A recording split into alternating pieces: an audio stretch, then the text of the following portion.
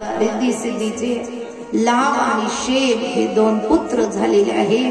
मला सांगायचं या कथेवरून एवढंच की ज्या देवतेला आम्ही पूजतोय त्या देवतेने सुद्धा काय केलं हे आपल्या डोळ्याच्या समोर आहे की नाही।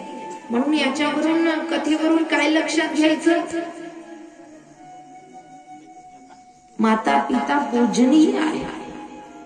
हा, इकडं तिकडं न फिरता तुझं गावच नवे का तीर्थ, आणि काशी काशी घरी बसून जरी म्हणलं तरी मोक्ष प्राप्त होतो महाराज। अंतकरण शुद्ध पाहिजे।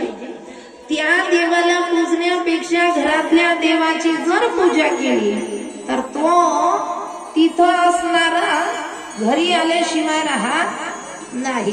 म्हणून सुंदर अशी कथा जो कोणी श्रवण करेल ना महाराज त्याच्या जीवनाचं भलं झाल्याशिवाय राहणार नाही। म्हणून अत्यावश्यक आहे, काय आहे, आवश्यक आहे शिव महापुराणाची अशी वाङ्मय स्वरूपामूर्ती भगवान शंकराची।